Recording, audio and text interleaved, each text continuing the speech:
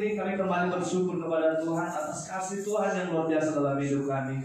Untuk itu Bapa, hati kami terbuka untuk Tuhan, untuk mendengarkan kebenaran firman malam hari ini. Berfirman kepada kami semua, sebab hati kami, pikiran kami siap untuk mendengarkannya. Roh Kudus yang mengurapi setiap hati kami, yang mengurapi setiap hati anak-anak-Mu yang ada di depan-Mu Tuhan, untuk menyiapkan hati kami, untuk membersihkan hati kami, sehingga hati kami diisi kembali oleh kebenaran firman-Mu, dan kami boleh hidup di dalamnya. Karena kami tahu oleh firman-Mu maka kami boleh dipulihkan. Oleh karena firman-Mu kami diberikan masa depan yang penuh harapan. Oleh karena firman-Mu kami diangkat menjadi kepala dan bukan ekor. Oleh karena firman-Mu kami tetap naik dan bukan turun dalam nama Yesus. Oleh firman-Mu kami dijadikan menjadi pelaku-pelaku kebenaran firman-Mu. Oleh karena firman-Mu kami boleh diangkat menjadi anak-anak Tuhan. Oleh karena firman-Mu kami boleh tunduk kepada Tuhan. Terima kasih Bapak, terima kasih Tuhan. Kami tidak mau tahu siapapun kami, latar belakang kami Tuhan. Yang kami tahu, di dalam Tuhan ada masa depan. Di dalam Tuhan ada harapan kami.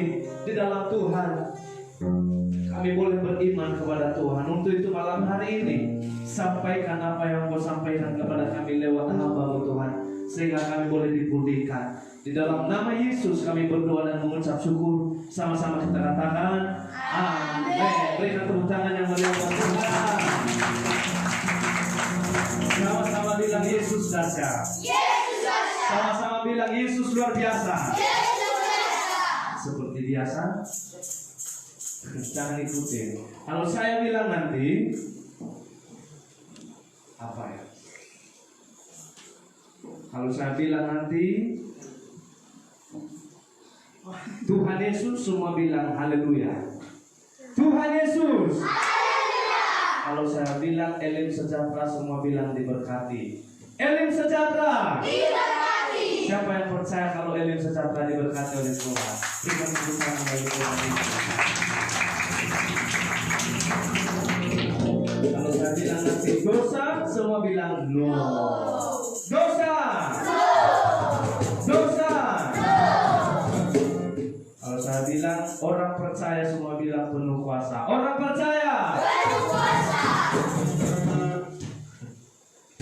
Yesus, Yesus, Elim sejahtera, dosa, Elim sejahtera, Elim sejahtera. Bilang dulu semuanya. Shalom semuanya. Gimana kabar? Luar biasa. Dahsyat, ajaib, luar biasa. Apa kabar? Dahsyat, ajaib, luar biasa. Yes, yes, yes.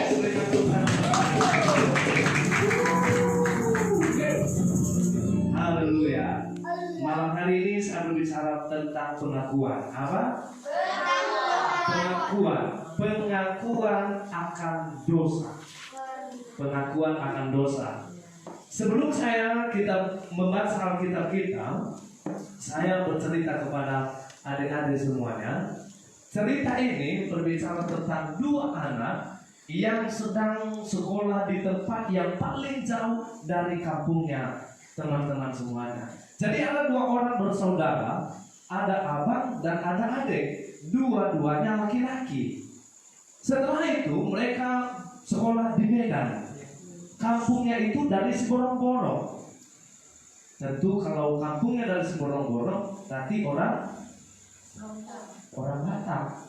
Ya, orang Batak. Ya udah jelas orang Siborong-borong, orang kampungnya di sana, ya orang Siborong-borong.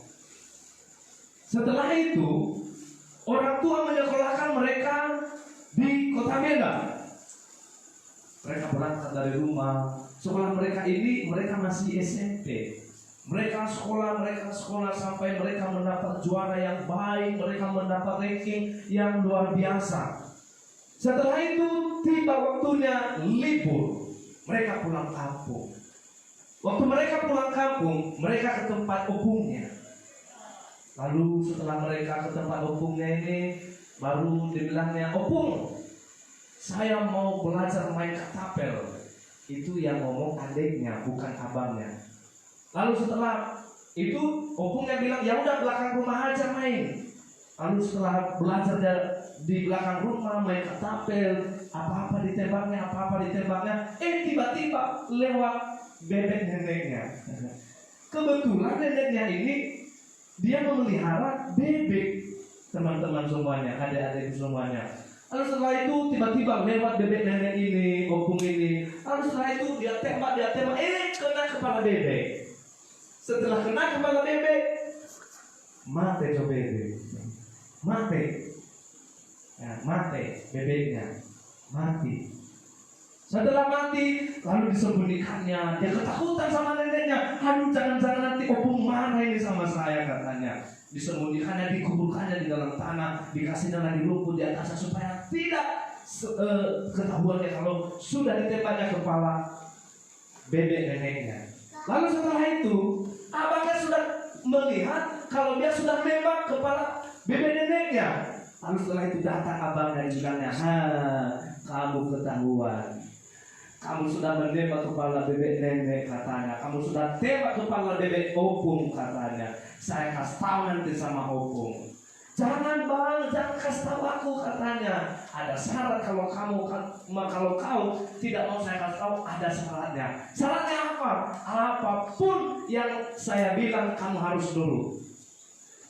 Baik kalau begitu bang, pokoknya saya nggak ketahuan sama opung, katanya. Lalu setelah itu adik-adik semuanya pulang dia ke rumah. Tiba-tiba besok mereka dapat undangan. Dari tetangga. Undangan ada pesta sunat. Teman mereka sudah disunat, jadi diresmikan, dibuat pestanya. Lalu setelah itu boro-boro adiknya ini lari-lari sama neneknya. Nenek, saya dapat undangan. Undangan apa itu? Ada teman saya yang sudah disunat dan hari besok dipestakan, katanya. Tiba-tiba datang abangnya. Kau mau kemana? Dibilangnya, saya besok mau ke pesta. Teman kita sudah disunat, katanya. Tidak bisa. Kenapa tidak bisa? Awas kepala bebek. Ingat ya, saya sudah tembak kepala, nanti ketahuan. Oh iya. Bukan kerja kau besok bersihkan ladang kita, katanya. Saya yang pergi ke pesta. Abangnya yang pergi ke pesta, lalu adiknya pergi bersihkan ladang. Dia harus nurut. Karena apa? Jangan sampai ketahuan. Setelah itu 2 minggu kemudian ada undangan dari tulangnya. Tulangnya ini orangnya yang kaya di kampung itu. Tulangnya ini juga memberikan undangan kepada mereka sekeluarga. Dan setelah itu mereka dibuat pesta besar-besaran. 2 minggu kemudian dibuat pesta besar-besaran. Namanya orang kaya, pasti pestanya besar. Lalu si adik ini tadi kepengen. Nama adiknya ini si Ucok, nama abangnya Tupal. Si Ucok ini lari-lari lagi sama neneknya. Opung, hari ini saya juga ke pesta tulang saya, katanya. Oh silakan anakku, katanya. Lalu datang abangnya. Kamu mau kemana? Bukannya hari ini kau bersihkan rumah? Kamu mau kemana? Kenapa saya nggak bisa? Ingat kepala bebek. Dia ingat lagi, waduh, saya ketahuan lagi. Terpaksa dia nurut sama abangnya. Dia bersihkan rumah, dia gak jadi ke pesta lagi. Lalu seminggu kemudian mereka Natal muda mudi. Lalu setelah itu dibelinya baju barunya, dibeli sepatu barunya, semuanya dibeli yang baru-baru pokoknya lah, untuk dipakainya pas hari Natal itu. Setelah itu nanti malam ada Natal, pagi-pagi dia datang sama neneknya. Opung, ada apa anakku, katanya. Nanti malam saya sudah siapkan baju baru saya untuk pergi ke Natal muda-mudi. Oh silakan, bagus itu anakku, katanya. Karena di Natal itu dia ketemu sama teman-temannya. Kata lagi abangnya, Hei, kamu mau kemana? Saya nggak tahu abang. Abang nggak ikut? Iya, abang ikut, tapi kamu nggak ikut. Kenapa? Ingat kepala bebek. Tersiksa dia. Aduh, kemana-mana saya nggak bisa ini, kemana-mana saya nggak bisa. Nanti malam itu kerjaanmu ngasih makanan babi sama opung, bukan mau Natalan. Yang Natalan itu ambang, si Tupal katanya. Kamu kerja di rumah aja deh katanya. Aduh, dia nurut lagi. Gak jadi dia nakal. Pas tahun baru, semua di kampung itu dibuat acara besar-besaran untuk pesta tahun baru, tahun yang baru. Setelah itu mereka sudah dapat undangan. Lalu dibilangnya lagi, Opung, saya harus ke pesta besok karena hari ini tahun baru, besok ada perayaan tahun baru di kampung itu. Lalu datang lagi abangnya, hei, kamu mau kemana? Ingat kepala bebek. Tadi malam dia coba nangis dia. Aduh, saya nggak bisa lagi ke pesta ini, besok lagi dikasih tahu lagi aku sama abangku ini gimana cara aku ini. Aduh, nangis dia. Dia serasa berduka adik-adikku semuanya. Lalu datang opungnya, tiba-tiba datang opungnya sama dia bilang, kenapa kamu nanggung? Opungnya bilang, aku takut, Bu. Aku takut. Kamu takut kenapa? Aku takut opung marah. Marah karena apa? Waktu aku belajar main katapel, aku sudah tembak kepala bebek nenek katanya.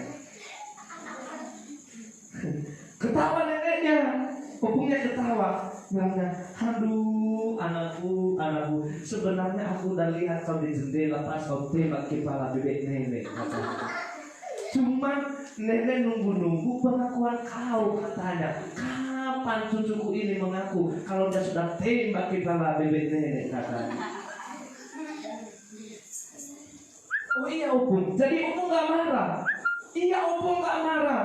Lalu dia lupa-lupa, yes opung gak marah. Saya harus ke pesta besar-besaran katanya di kampung ini. Lalu besok tiba-tiba datangnya sama opungnya, Opung, saya harus ke pesta hari ini. Datang abangnya, hei, kamu tidak bisa ke pesta. Kenapa? Ingat kepala bebek. Dibilang, hah, kepala bebek apaan itu katanya. Iya kepala bebek, kau gak ingat? Iya saya ingat. Kenapa rupanya? Nek, dia sudah tembak kepala nenek bebek.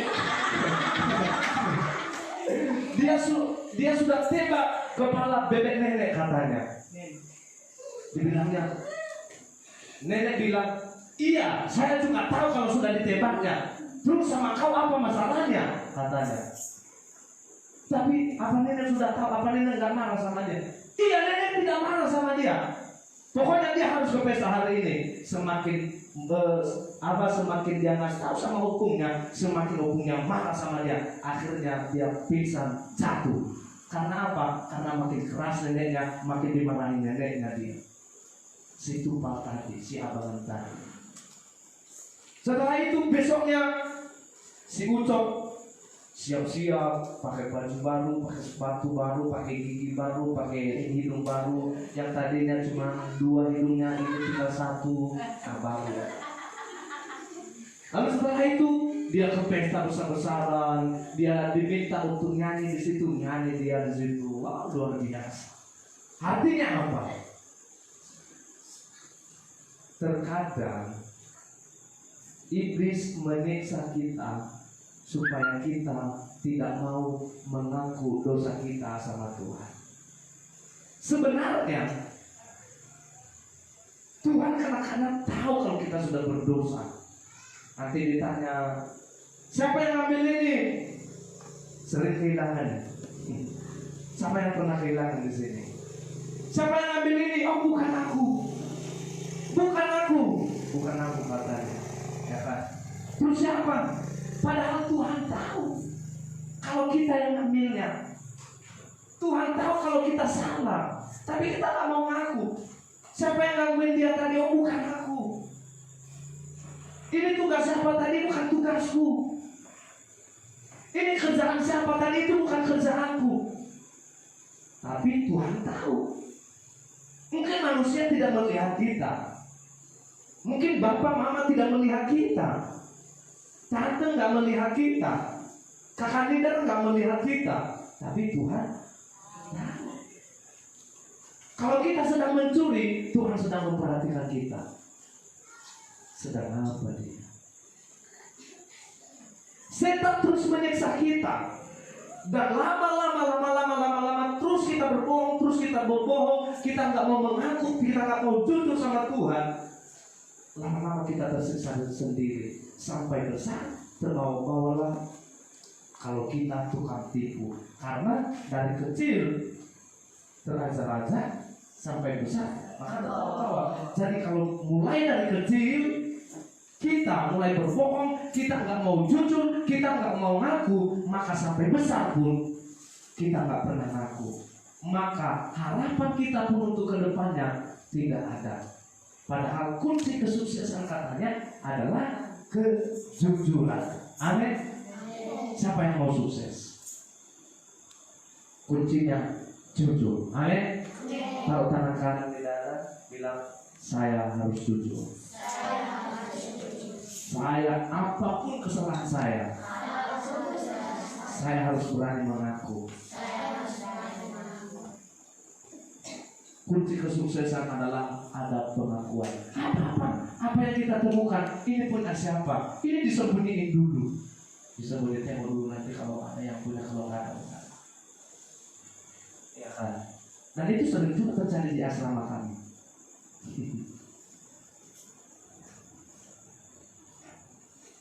Kalau yang satu nggak kerja, dia pun juga nggak kerja. Ayo sapu ini, itu tugasnya siapa itu? Padahal bukan soal benar atau salah, tetapi respon. Mana respon kita? Mana kejujuran kita? Mana pengakuan kita? Mari kita buka Alkitab kita. Salah seorang membacakan 1 Yohanes. Saya akui bahwa aku orang yang berdosa di hadapan Tuhan. Saya sering menyembunyikan kesalahanku. Saya sering salah dalam pekerjaanku. Saya sering salah dalam tugasku. Untuk itu Bapak, saya memohon, ampuni aku. Curahkan darah-Mu untuk menguduskan, menyucikan, menyempurnakan anakmu ini. Terima kasih Tuhan. Terima kasih Bapak. Mari angkat kedua tangan kita kepada Tuhan. Harapanku di dalam-Mu.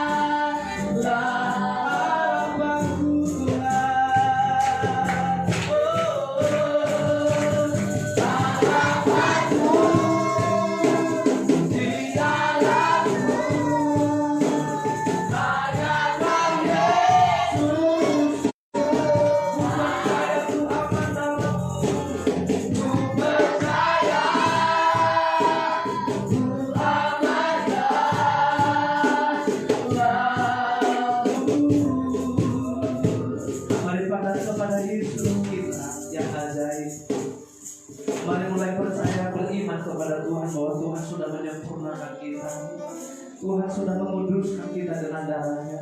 Tuhan sudah menyucikan kita dengan darah-Nya. Mulailah minta harapan. Apa yang menjadi doamu kepada Tuhan, mulai minta kepada Tuhan.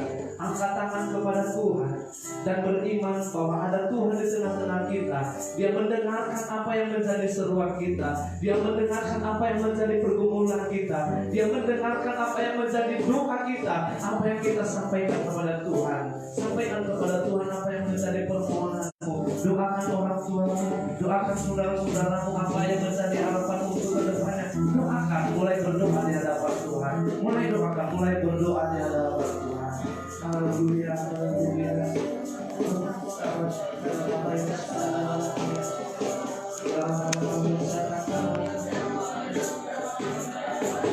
Dengarkan doa mereka Tuhan. Doakan doa mereka, berikan telinga biar lapang.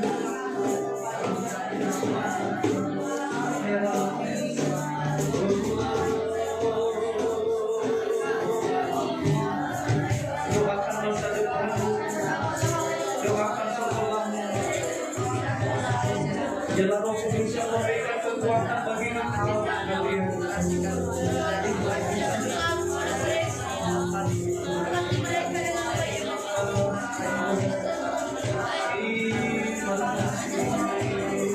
Mari berseru kepada nama Yesus. Berseru kepada Tuhan.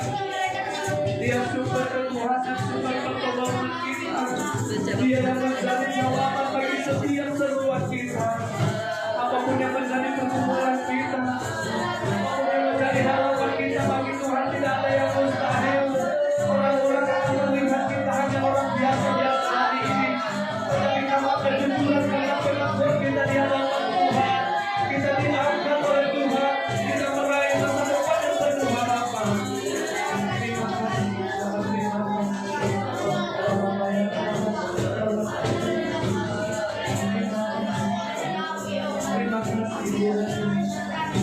Terima kasih,